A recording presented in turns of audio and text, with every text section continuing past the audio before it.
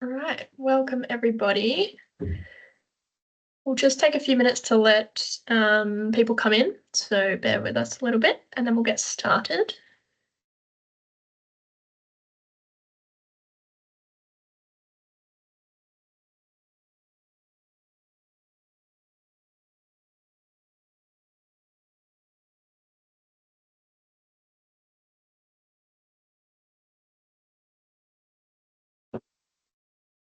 All right.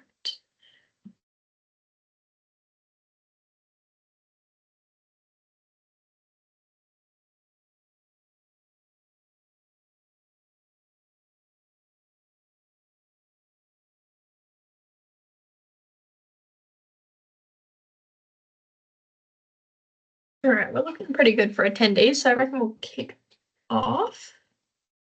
We'll let the last few people in. Alrighty, so welcome everyone. Thank you for joining us today for our webinar on how to successfully audit a carbon project. This is a guide focused in on landowners and land managers, people that might have audits coming up for their project or just want to know a little bit more about how the auditing process runs for a carbon project. I am Scarlett Roxby. I'm a project delivery lead here at the Carbon Farming Foundation, and I'll be joined in just a minute by Sam Bean, who is our head of compliance methodology. We've had around 100 registrations today, so we've disabled the chat, but we'll keep the Q&A open. So if you have any questions throughout the presentation, just pop your question in the Q&A and we'll get to them at the end. Before we start, I'd like to acknowledge the traditional custodians of Woodajut or Margaret River, where CFF is based. These original land managers hold a deep spiritual connection to the ecosystems of Wudandi Budja country, and we thank them for sharing their knowledge with us so generously. I'd like to pay my respects to the elders past and present, and to extend that to respect any elders in the communities that you're calling from today. In today's webinar, we have Lucia and Tim from RSM here to help demystify the carbon project audit process, share practical insights, address common landowner questions and concerns regarding audits in the ACCU scheme, and provide clarity on how auditing ensures project integrity and compliance. So before we dive in, let me give you first a quick rundown of who we are. So the Carbon Farming Foundation is a not-for-profit registered charity offering landowners a different way to access the carbon market. Our mission is simple: to empower landowners to run their own carbon projects, supported by a network of trusted professionals. That might mean compliance and strategic support from us, as well as bringing in local contractors like foresters, agronomists, planting crews and nurseries to help design, plan, establish your project. Since launching in 2020, we've registered 24 landowner-led projects under the reforestation, plantation forestry and soil carbon methods, as well as biodiversity projects under the Accounting for Nature method suite. Our team works remotely to provide carbon project coordination and compliance support, which keeps both our operating costs down and carbon footprint low. Meanwhile, you'll be working directly with trusted third parties based in your region. Education has always been at the heart of what we do. That's why we've built an online education platform called the Education Hub, packed with resources to help landowners grow their carbon knowledge and feel confident in navigating the space. Most importantly, we believe the benefits of carbon farming should go to the people managing the land. That's why we operate on a transparent fee-for-service basis, with 100% of the carbon credits going back to the landowner. You only pay for the support you need, and we don't have any lock-in contracts.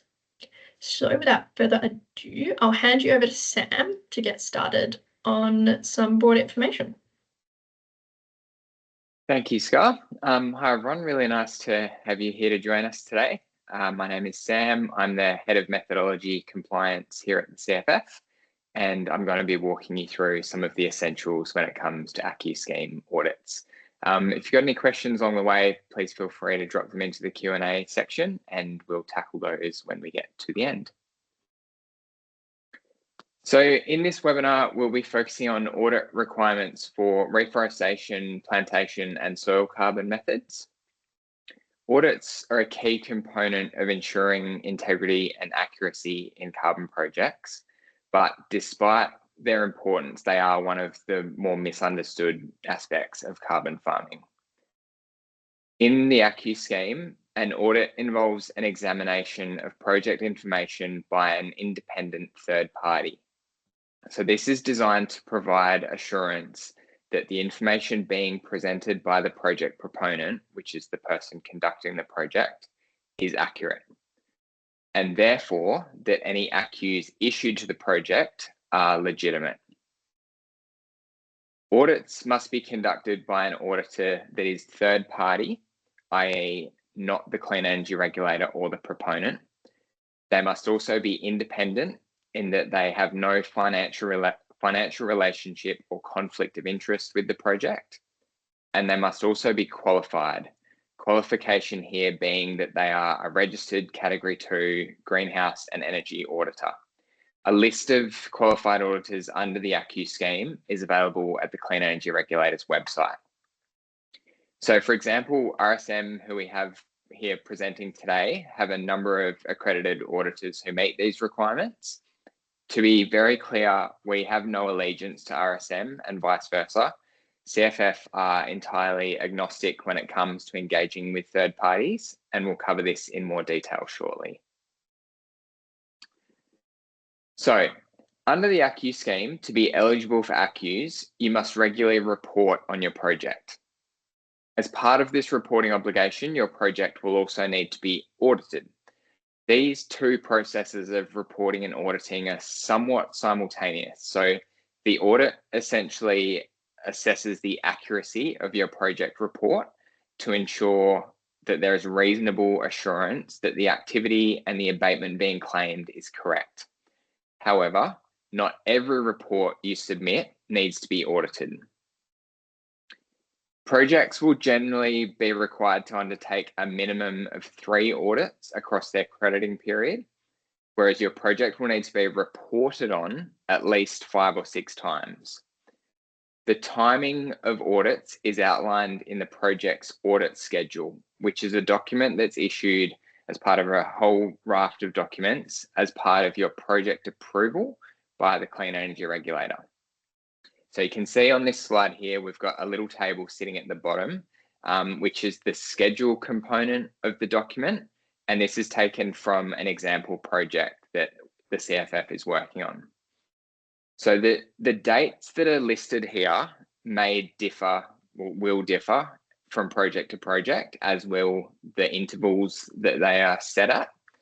But as a general rule, your first offset report will need to be audited, and the corresponding audit report must be submitted to the CER alongside the offset report.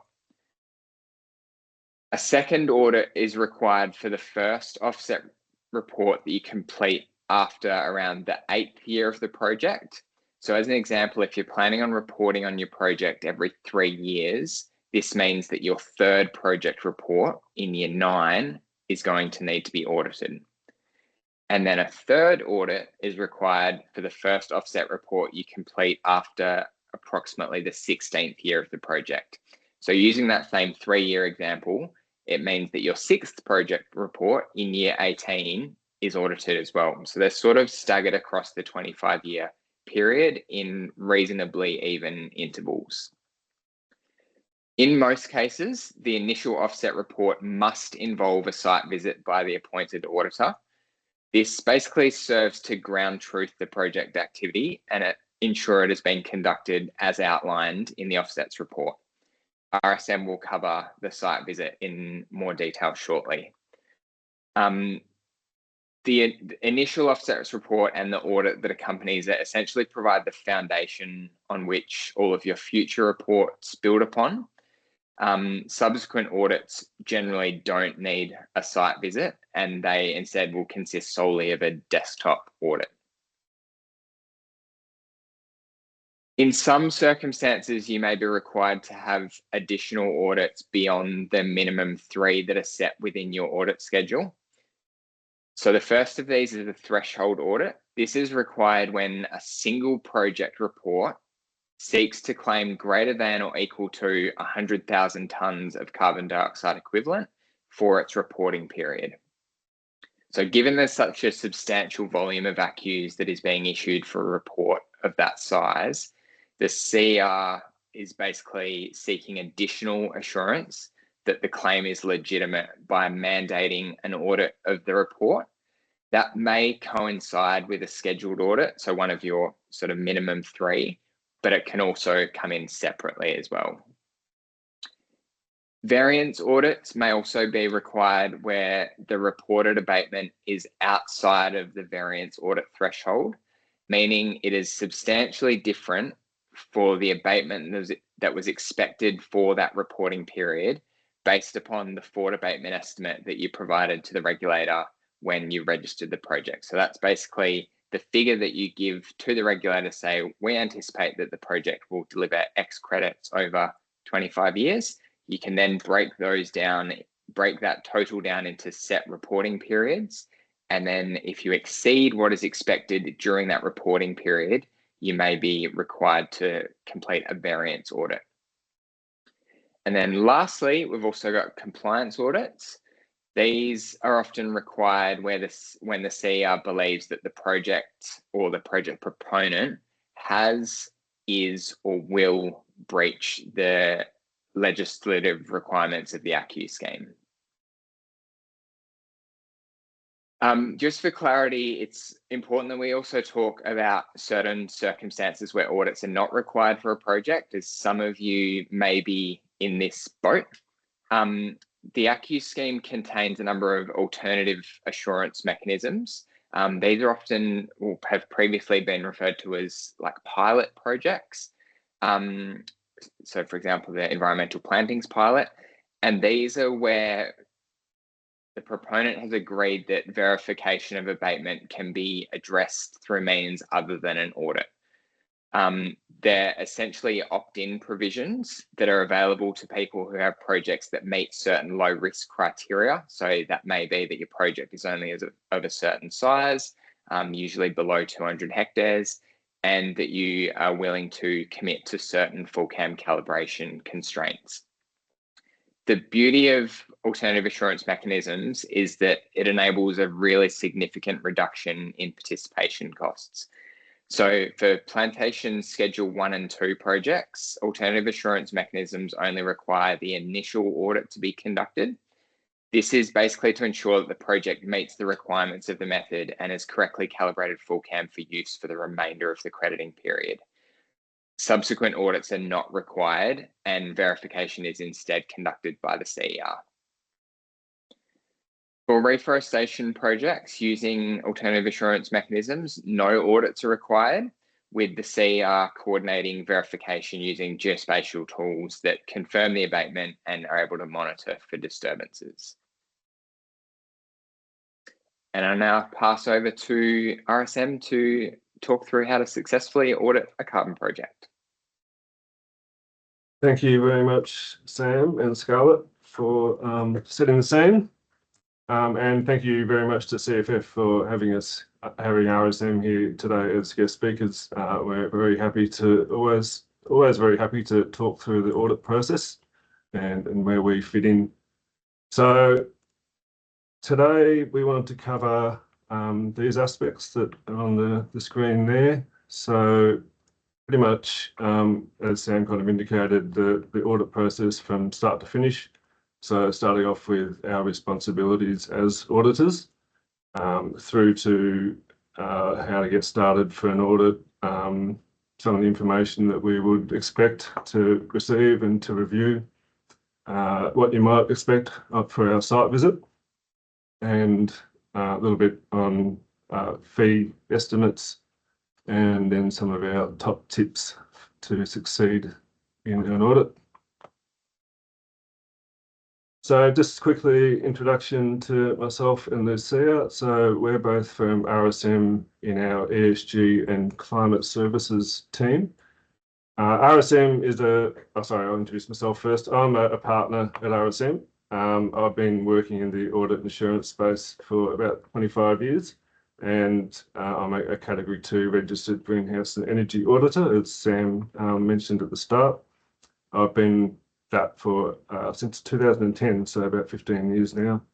So I have led a lot of assurance engagements under the broad National Greenhouse and Energy Reporting Scheme, which is the framework that we'll touch on shortly, which includes the ENGA scheme and other schemes that are managed by the Clean Energy Regulator. I'm also an Accounting for Nature accredited auditor, and various other schemes we provide audit and assurance services under. I'll get Lucia to quickly introduce herself as well. Thank you, Tim, and thank you, Sam, as well. I'm Lucia. I'm a manager within the RSM, ESG and Climate Services team. I've got a background in environmental sciences with a focus on primary industries like farming, agriculture, and forestry. And I support Tim and the broader RSM team in conducting ACCU scheme audits, working closely with both audit teams and project proponents to ensure compliance, transparency, and integrity throughout the process. Thanks, Lucia. And just quickly on RSM, so we're one of Australia's leading professional services firms. We're a bit unique. We have 32 offices around the country. So we've got a very different footprint to many other firms and fairly strong links to the ag industry as well, which I think is pretty relevant for this audience. And we're quite proud of the services we deliver, obviously, and it has been recognised by our clients. We've got a logo on the slide there with the Client Choice Awards that we've won over numerous years, including the Best Accounting and Consulting Services Provider in the $200 million category, I think it is, and recently the Best Provider of ESG Services, which covers these audit services as well. But moving on to the audit process, which is what everyone's interested in, and hoping we can demystify that a little bit and sort of guide everyone through what to expect when you do get to an ACCU audit. I'm assuming there's some people here who are new to the ACCU scheme and some who might be looking to prepare for an audit. So hopefully this will help. But firstly, just setting the scene on our responsibilities, or my responsibilities as a Category 2 registered greenhouse and energy auditor. It's kind of similar to a registered company auditor that audits financial statements for companies. They get inspected by ASIC, so I can get inspected by the Clean Energy Regulator, and I have certain responsibilities that I need to meet under the ENGA audit determination, which really sets the broad rules for the audit process and what's required of a registered auditor. And we do take that pretty seriously. So that's what sort of drives the audit process at a high level and everything that we need to cover in an audit. And more specifically for the ACCU audits that we conduct, there's the CFI legislative requirements that set out audit requirements as well, which we've listed on the slide there. And obviously each of the methodology determinations includes aspects that we need to cover in an audit. And more broadly, there's other professional standards that we need to abide by. So we've listed some of those there, the ASAE, Australian Assurance Engagement Standards. That's what dictates how we conduct an audit in terms of the evidence that we need to gather and procedures that we need to conduct. And there's also things like the ASQM, which are quality management standards for firms like us. So we need to make sure as a firm that we have all the right quality processes in place to make sure that we do deliver a quality product in our audit. So that just kind of sets the scene. And I'll now hand to Lucia, who will talk through the actual audit process in a bit more detail. Thank you, Tim. And just wrapping up that previous slide, just wanted to note that when we talk about a reasonable assurance engagement, we're actually talking about a very structured, standard-based processes that underpins the credibility of your carbon project. It's not just a box-ticking exercise. It's about ensuring the integrity of the entire scheme. So the audit process that we're about to explain will focus on on all those areas. So let's talk now throughout how an audit actually begins. Once your project is registered within the CER and you have received your audit schedule, the one that Sam showed earlier, you will start collating records and preparing for your initial offsets report. This is when you would ideally reach out to us or any other qualified auditor to prepare for your first initial audit. At this point, we will issue a proposal, and once that's agreed upon, we'll formalize it with a letter of engagement. This document is important as it sets expectations and responsibilities for both parties. Next one, please. Once we are engaged, we will start with a kick-off meeting to align on expectations and get a first overview of your project. Then we will issue a first round of requests for information or RFIs, which outlines the documents and information we will need to begin our review of the project and offsets report. The first deliverable is the assurance engagement plan. This document outlines the details of the project, the audit team, the estimated timelines, and the audit procedures that will be conducted. If a site visit is required, we will coordinate that next. And as Sam mentioned, for initial audits, site visits are expected, while for subsequent ones, site visits will be at the auditor's discretion based on a risk assessment of the project. After that, we might issue follow-up RFIs and hold walkthrough meetings to clarify any matters. Finally, towards the end of the engagement, we will have an exit meeting to discuss our findings. This will be your final opportunity to ask questions and clarify any issues before the final audit report is issued and submitted to the CER.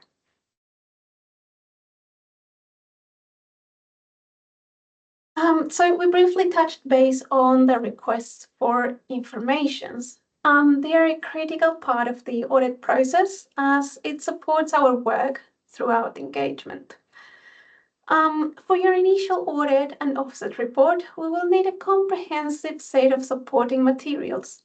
These might include Fulcrum files with all relevant inputs and outputs, abatement calculations with the relevant equations, geospatial maps that clearly define project boundaries, carbon estimation areas, and any exclusion ones, records of and evidence of management and monitoring activities, and detailed documentation of any disturbance events.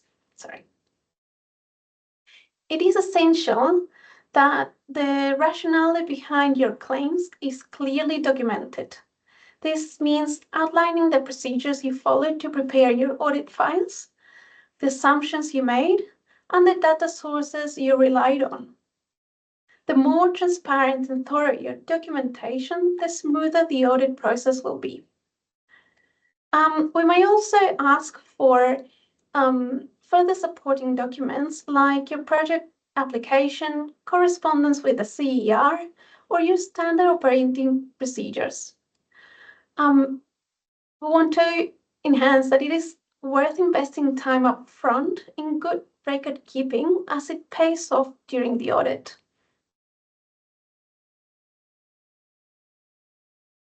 Let's talk now about the site visits.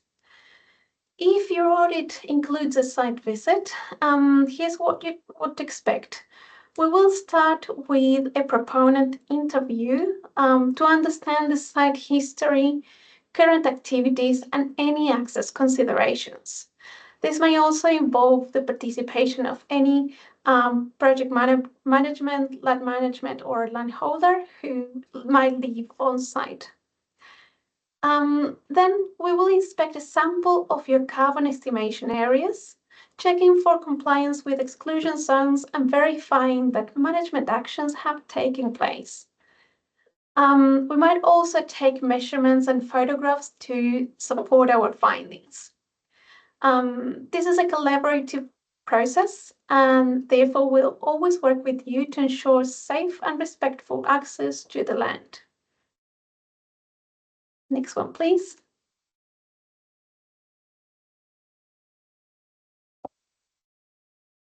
Let's talk about timing, as timing is critical, especially if you want to receive credits by a certain date. Your first reporting period starts when your crediting period begins. This can be obtained from your project section 27 declaration if you're not too sure where to find it.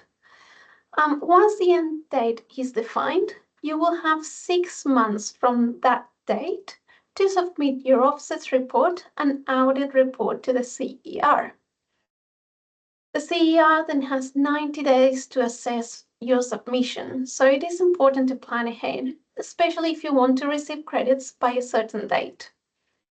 Engaging your auditor early, ideally before your reporting period ends, can help you stay on track and avoid delays.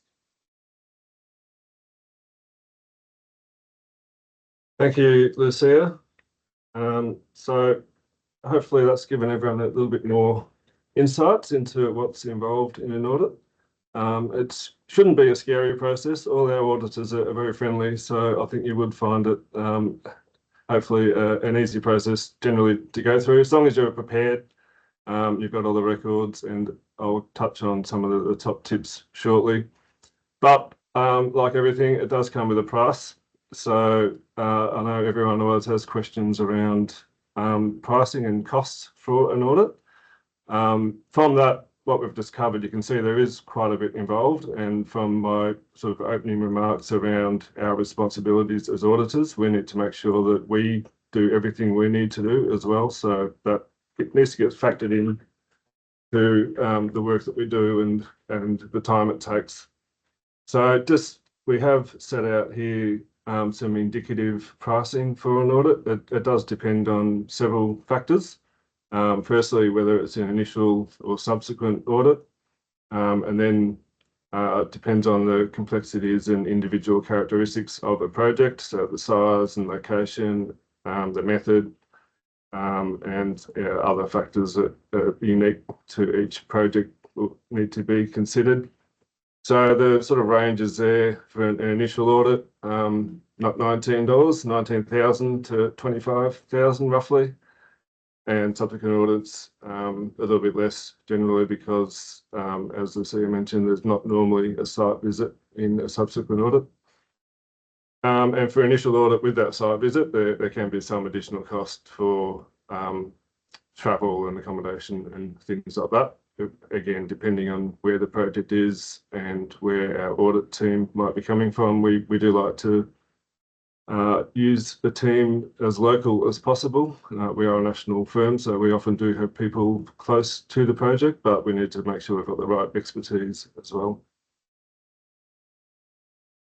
So I think that covers the costing. One final remark there, just to remember that audits are an investment in the credibility of the project as well. So they're not just a compliance exercise. And we like to think of an audit as helping a project or the project proponent or the agent as well in making sure that you've got the right systems and processes and controls in place to prevent any questions from the regulator or concerns from the regulator as well, hopefully. And some top tips. So I think we've touched on most of these as we've been through, but just to re-emphasize, firstly, planning and timing. So sort of work backwards from when you would like to get the credits or when you would like to submit an application to the regulator. For an initial audit, there's a window of 6 months from the end of the first reporting period to when you need to submit your application with the offsets report and an audit report. So you can kind of work back from there. And it is important that you meet the deadlines that you've got. So yeah, being clear on what the timing requirements are and planning ahead is very important. Similarly, arranging the audit early. I think Lucia touched on this as well. The earlier you can engage an auditor, the better, because then the auditor gets a chance to familiarise themselves with you and the project, and to start planning the process earlier, and even starting to gather evidence and working through the audit procedures as early as possible. There's often things that can't be done until after the reporting period, but there's generally planning and different activities that can be done at an early stage. And record keeping. So again, that's something that I think we've touched on a few times, but that's critical. You need to make sure that you've got the information available, easily accessible. You should have your own quality assurance processes in place to ensure that what you are giving to an auditor has been checked and is complete and accurate and thorough. So yeah, making sure that all your records are well organised and available will make everyone's life easier in going through the audit process. And that was all that we had to cover, so I'll hand back to Sam and Scarlett. Thanks, Tim and Lucia. Really good to get your perspective. It's really interesting. You sort of mentioned that it often looks a little bit scary, and I think that's on face value what we anticipate an audit to be like.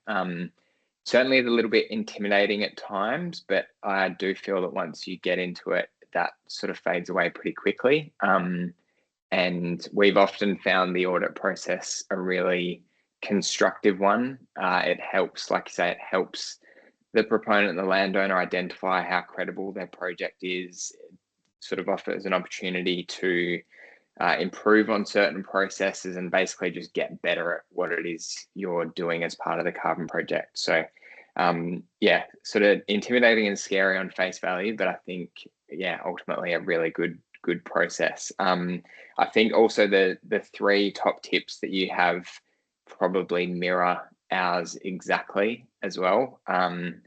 Planning and arranging everything early is paramount, and the record keeping is something that we always try and hammer home with our clients as much as possible. It's just, you keep really good records. It makes the audit process a hell of a lot easier when you get to it. If you've already got all the documentation there, and it's just a matter of consolidating it into a report or having it ready if an auditor requests for it as part of either the site visit or their desktop assessment, having that immediately on hand is a great thing to have. So yeah, plan early and good record keeping, and you'll be in really good stead.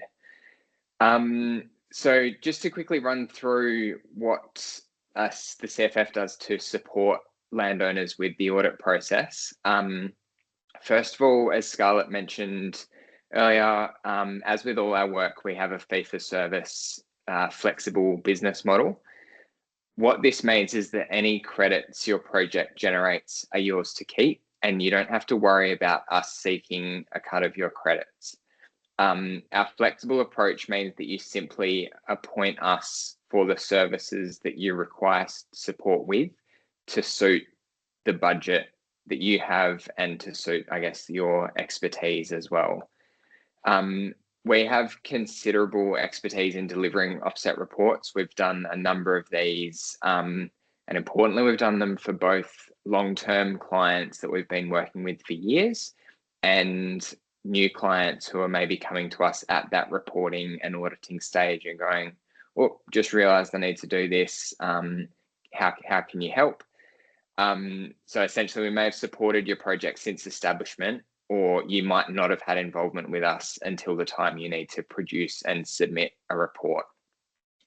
We've basically built a number of templates and resources to help onboard your project. So if you're coming to us late in the piece, we're ready to make that reporting process as simple as possible for you. When it comes to the audit phase, we can assist in sourcing and vetting quotes from registered auditors. We develop a bespoke scope for auditors that's suited to your project to ensure that we account for all of the requirements that will be necessary for your project and enable the auditor to provide an accurate quote without need for unwanted extras later. While we vet the quotes that we receive on your behalf to ensure that they are complete and they cover everything that you need, we ultimately leave the appointment of the auditor decision up to you. As I mentioned previously, we feel that we're agnostic with this sort of decision making. We feel that it should be as independent as possible. So we want to empower you to make that decision. So while we have a really good working relationship with a number of audit organisations, including RSM, we have no allegiances to them. And I guess sort of to talk to what Tim mentioned as well, we feel that the audit provides an opportunity for assessing the credibility of the project, but also an opportunity for the quality of our work to be scrutinised as well. So in allowing you to appoint an auditor without our influence, we're basically allowing an independent audit of our work, and we feel very confident that that is going to be successful. So it's a good opportunity for us to validate that high quality work with you. We essentially act as a facilitator for the audit. So we produce the offset report and engage directly with the auditor to resolve any queries.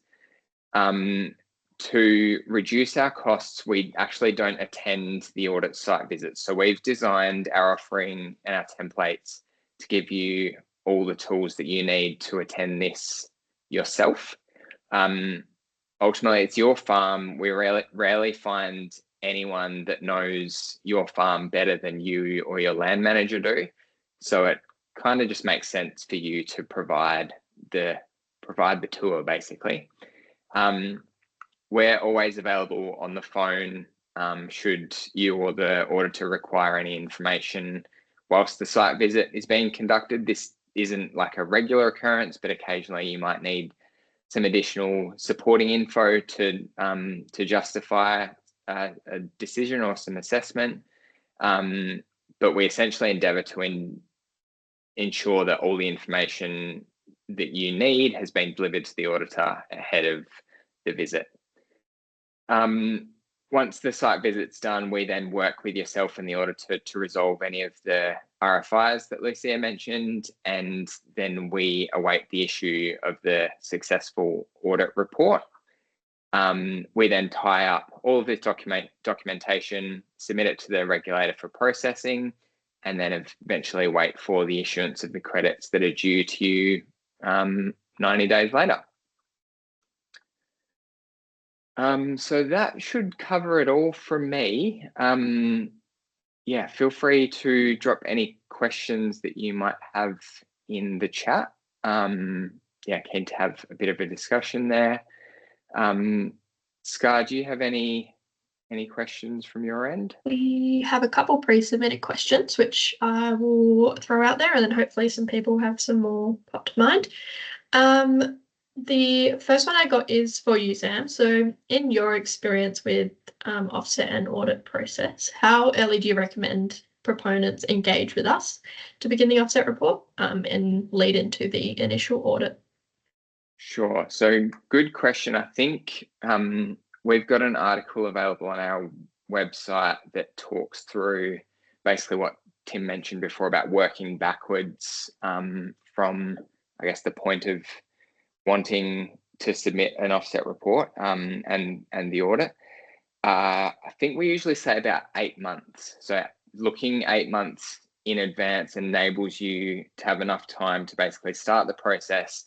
We basically say that you should be looking to identify any third parties, immediately. So you should be trying to find an auditor that can audit the project for you.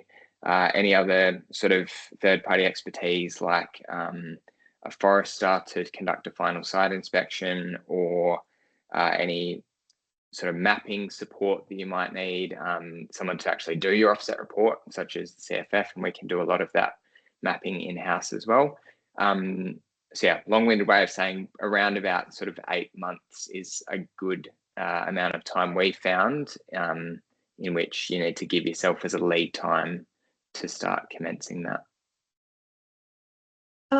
One for Tim or Lucia. Do you have a minimum project size that you work with, or any constraints when it comes to which methodologies you work with? I can start off and the CM might want to jump in, but probably short answer is no for the project size. Yeah, obviously the smaller the property, the hopefully simpler it might be, the site visit in particular. Easier to get around a small property than a big one. And the second question on the method type, again, no, we have conducted audits under a lot of different methods. Yeah, so no, I'm more than happy to conduct audits under any method really. And we have different people we can bring in on the team with different areas of expertise to suit different methods as well. So as Sam mentioned, as a landowner, you might need a forester to work with part of it. We have foresters on the audit team and ecologists and geospatial specialists. So yeah, it does allow us to sort of work across different methods that have different requirements. Brilliant. The last question I have is, how long do you typically find the audit process takes before your final report is provided? Lucia, do you want to take this one? Yes, I'll jump in. Thank you. So we usually estimate somewhere between 6 to 8 weeks for an initial audit. This usually works for people that has set procedures in place and some sort of previous experience in audits. However, we've seen also cases of proponents going through a first audit with easiness just because they kept all the records and they were very across the audit, the methodology requirements. So as a general estimate, 6 to 8 weeks, but that can vary depending on the level of experience and any findings. Beautiful. Well, thank you very much. Sam, do you want to jump to the last slide quickly? Just a quick thanks to Tim and Lucia for joining us today, and Sam for providing all his compliance methodology knowledge. If you have any other questions that pop up after you've left the webinar, feel free to flick us an email, and we can also get any answers from Tim and Lucia as well. Oh, we seem to have one final question pop in quickly from Naomi. What happens after you issue your audit report to the CER? Might leave that one up to whoever wants to take it.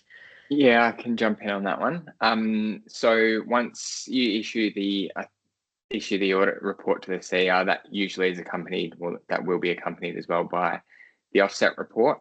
It's then a 90-day legislative process that the CER has to assess that. In that process, they basically conduct a assurance review as well to make sure that the detail provided in both documents is correct and aligned.